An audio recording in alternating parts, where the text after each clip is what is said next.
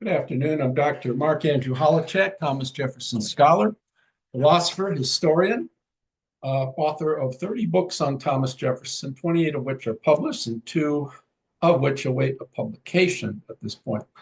Anyways, you know the aim of the show. This is episode number 49 of The Real Thomas Jefferson. Here, we aim to get real about Thomas Jefferson. We aim to revisit and revise the revisionists who are always in the process of deconstructing Thomas Jefferson, of looking at his prose and not taking it literally because there can be no literal interpretation of anything. So the aim is just to deconstruct. And deconstruction is, in effect, a personal project. For every person's deconstruction is unique and so forth. And if we follow that line of thinking, of course, we can't say anything meaningful about Thomas Jefferson or any person whatsoever. But anyways, there are an abundance of scholars today who follow that sort of progressivist tack, that aim of deconstruction. Come on, Jeffy, up. There's Jefferson's got to get into the view. Okay, sit down up here, Jeff. Come on. Anyways, on the last episode, I asked viewers to look at, to think about, to reflect on whether or not you would live your life again. And there's and that's, we're going to look at John Adams and Thomas Jefferson's views on the hereafter, and not so much on the hereafter, but on whether or not life in itself contains more pleasures than pains, and to what extent are those pleasures, to what extent can we balance out the pleasures and pains of life. So I start by a letter that John Adams writes to Thomas Jefferson on March 2, and he says to Thomas, "Would you go back to your cradle and live over again your 70 years? If I am prepared to give you an explicit answer, the question involves so many considerations of metaphysics and physics, of theology and ethics, of philosophy and history, of experience and romance, of tragic comedy and farce, that I would not give my opinion without writing a volume to justify it." So the idea here is that Adams is stating that the issue is complex, and that one must think carefully, one must recapitulate or retrace the events of one's lives rather carefully before trying to answer the question. And I think that's a reasonable answer. Well, what does Thomas Jefferson think? Thomas Jefferson comes to this issue on April 8, 1816, and he writes a paragraph, not a volume. He writes, "You ask if I would agree to live my 70 or rather 73 years over again, to which I say, yea, I think with you that it's a good world on the whole, that it has been framed on a principle of benevolence and more pleasure than pain dealt out to us. There are indeed who might say, nay, gloomy and hypochondriac minds, inhabitants of diseased bodies, disgusted with the present and despairing of the future, always counting that the worst will happen because it may happen. To these I say, how much pain have cost us the evils which have never happened? My temperament is sanguine, my hopes indeed sometimes fail, but not oftener than the forebodings of the gloomy." Now, very fascinating reply, because it appears that Jefferson doesn't give the perception that he's thought long and hard about this, as Adams is prepared to do, but that on the whole, he at least, when he says there's more pleasure than pain dished out to each person, he's probably appealing only to his own personal experiences, and one could say that his life was worth reliving. Now, I thought, from my own perspective, would I live my own life again? Here I am, having quite a few years myself. Would I go over and live my life again? And I suspect, and I thought about this quite a bit since last show, and I suspect that I would not. And I'll answer that. I will justify that answer in a bit. But I want to give John Adams' reply. So John Adams comes back to this topic. I suspect he's sort of, if not overwhelmed, at least intrigued, Jefferson's rather succinct even though it's not really succinct, but it's succinct given the fact that Adams says the question requires a volume for any person and an abundancy of thinking. So Adams comes back and he pens a letter to Jefferson and loved to write to Thomas Jefferson. He, in Adams, writes on May 3, 1816. He has a fake conversation between himself and Thomas Jefferson. Jefferson starts, "Would you agree to live your 80 years over again?" Adams, A, and sans phrases. It's supposed to be sans, he says sans, S-A-N-S-E, sans phrases. Jefferson, "Would you agree to live your 80 years over again forever?"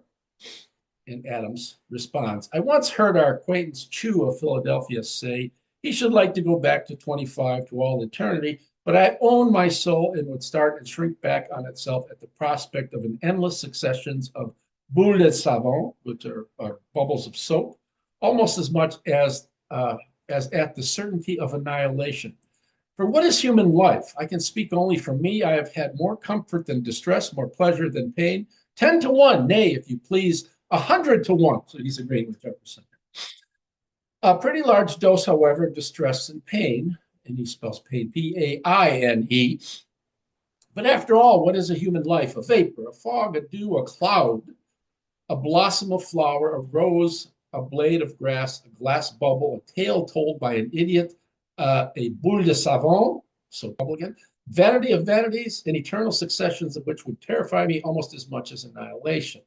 Now, I'll continue in a bit, but here we have Adams conceding with Jefferson that there are so many more pleasures in life than pains, but yet the tropes he gives here, right? Boule de savon, soap bubble, vapor, fog, a dew, a blossom of a flower, evanescent blossoming of a flower. It blooms and then immediately or very soon it's gone. It doesn't give the impression that life really is worth living, even though there are so many more pleasures. So Jefferson then writes, according to Adams, "Would you prefer to live over again rather than accept the offer of a better life in a future state?" Adams, "Certainly not." Jefferson, according to Adams, "Would you live again rather than change for the worse in a future state for the sake of trying something new?" Adams, "Certainly yes." Jefferson, "Would you live over again once or forever rather than run the risk of annihilation or of a better or worse state at or after death?" Adams, "Most certainly I would not." Jefferson, "How valiant you are." Adams, "At this moment and at all other moments of my life that I can recollect, but who can tell what will become of his bravery in his flesh, in his heart, and his heart shall fail him?" And Adams continues, "Bolingbroke said his philosophy was not sufficient to support him in the last hours. D'Alembert said, I quote, 'Happy are they who have courage, but I have none.' Voltaire, the greatest genius of them all, behaved like the greatest coward of them all at his death, as he had like the wisest fool of them all in his lifetime. Hume awkwardly affect to sport away all sober thoughts. Who can answer for his last feelings and reflections, especially as the priests are in possession of the custom of making them the great engines of the craft?" So Jefferson again pipes in. So Adams is incorrect about Hume. From what I can recall of Hume's life, he went to his death rather bravely and calmly.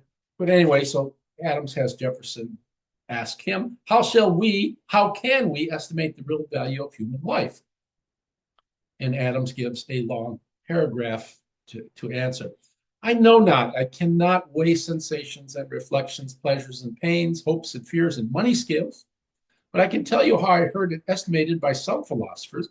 One of my old friends and clients, a Mandamus counselor against his will, a man of letters and virtues without one vice that I ever knew or suspected except garrulity, William Vassall, asserted to me and strenuously maintained that," he quotes here, "pleasure is no compensation for pain." Again, he quotes, "100 years of the keenest delights of human life could not atone for 1 hour of bilious colic that he has felt," end quote. Adams continues, "The sublimity of this philosophy my dull genius could not reach. I was willing to state a fair account between pleasure and pain, and give credit for the balance, which I found very great in my favor. Another philosopher who, as we say, believed nothing, ridiculed the notion of a future state. And Adams always believed in a future state. I'll talk about that in a bit. One of the company asks, why are you an enemy to a future state? And the philosopher answered, are you weary of life? Do you detest existence? Weary of life, detest existence? Said the philosopher, no. I love life so well that I'm attached to existence that to be sure of immortality, I would consent to be pitched about with forks by the devils among flames for fire and brimstone for all eternity. So what does Adams own for all of this? And it's difficult to say. The tropes that he gives, the sort of the soapy metaphor, all the other metaphors that he uses to describe life, a flower that bursts open and then is gone soon, give no reason to think that Adams really thinks that this life is worth living. And he quotes from other people talking about, indeed, I'll grant you that there are more pleasures than pains, but the existence and the magnitude of the pains that are, as they are felt, overwhelm the pleasures in life. And here, we have to reflect upon just what pleasure and pain is. And Plato talks of this in many of his dialogues, the notion of a pleasant life. And as I reflect on this, I sort of tend to agree with Adams. I'm not sure I would live my life again because because the pleasures I have had, you want to go down? Don't seem to have compensated for the pains that I felt. I've looked upon certain episodes of my life where things were not going so swimmingly, and yeah, they were somewhat intensely felt, intensely painful, and would not want to have to experience them again. When I think of some of the most pleasant times in my life, would I want to relive those times? I suspect so, but I don't have the same relish to relive those as I have the same relish not to relive those intensely unpleasant episodes in my life. So I sort of agree with Adams. Now, do we have an inclination, like Adams' philosopher says, that no matter what, I will cling to life on all costs? It seems to me that all living things have that sort of inclination to want to cling to life regardless. And it's a natural instinct. It's not something we go about rationally. It's not something we volitionally do, but it seems to me that all life of all sorts seems to want to cling to life and avoid death. I do think with Jefferson that death is mere annihilation. I don't think that there's an afterlife. Now, having finished my book, John Adams and Thomas Jefferson, Philosophical Conversations, one of the chapters concerns life after death. And Adams goes into this in great detail, and Jefferson does not so much. Jefferson was not committed to life after death. He thought death was annihilation, and he gives the experiments of Florence, who does experiments and destroys parts of the brain, the cerebrum, cerebellum, parts of the brain that are responsible for sensations and intellection, as well as motility, movement, things like that. When you destroy certain parts of the brain, you destroy certain capacities for human functionality. And Jefferson is overwhelmed by that, and they confirm his belief that thought just is matter worked up in a certain way. The mind just is the brain. He's a complete reductionist and materialist. I'm very attracted to that view as well. Adams resisted that view, and Adams continually in his letters talk about belief in an afterlife. Now, he gives no argument for that. He gives no rationality. He doesn't justify that, but instead, it's sort of his argument is, in effect, it's not really an argument, but his thoughts incline in this direction, that this life is so in itself absurd and meaningless, like a boule de savon, a soap bubble, in that if there were no prospect of a life after death, as he said, people in drones would probably commit suicide. Now, I'll end with a thought experiment that Adams gives in the same letter. He says to Jefferson in that letter, suppose the cause of the universe should reveal to all mankind at once a certainty that they must all die within a century, that death is an eternal extinction of all living powers, of all sensation reflection. What would be the effect? Now he's again agreeing to, to the materialist. I don't suspect that he knows that Jefferson's a complete materialist and that Jefferson is committed to the extinction of human life upon the end of life. So he says, suppose this is that with death, there's no prospect of another life. The human life is extinct. He says, what would be the effect? Would there be one man, woman, or child existing on this globe 20 years hence? Would not every human being be a Madame Defonte, Voltaire's aveugle clairvoyante, all her lifetime regretting her existence, bewailing that she had ever been born, grieving that she had ever been dragged without her consent into being? Who would bear the gout of the stone for colic for the sake of a boule de savon, when a pistol, a cord, a pond, or a phial of laudanum was at hand? What would men say to their maker? Would they thank him? Would they reproach him? Would they curse him to his face? Very strong evidence here, I think, that Adams thinks that human living is really absurd without the prospect of a life after death. And by life after death, the prospect of a better world. Now, why? When Jefferson approaches God and metaphysical problems or epistemological problems, let's focus on metaphysical problems like the existence of the cosmos and God. Jefferson begins with the evidence of his senses, and he starts with what can be known through perception, through what the evidence I get through my eyes, ears, nose, and so forth, and the other senses. And he acknowledged that the cosmos is a remarkable thing. He doesn't say with Newton that it's infinitely large. Jefferson really never addresses that. I suspect my thoughts on that. I think he thinks it's incredibly large, but not infinite in extent. And Jefferson argues for a God that is empowered with the capacities to just create the cosmos being a finite thing, but an incredibly large and complicated material body itself when considered as a whole. And God just needs to have the powers to have created the cosmos. That does not require infinity of powers, omniety, having all powers of all things, omniscience, omnipotence, omnibenevolence, and so forth. I suspect Jefferson would think those epithets are sort of absurd when considered in themselves.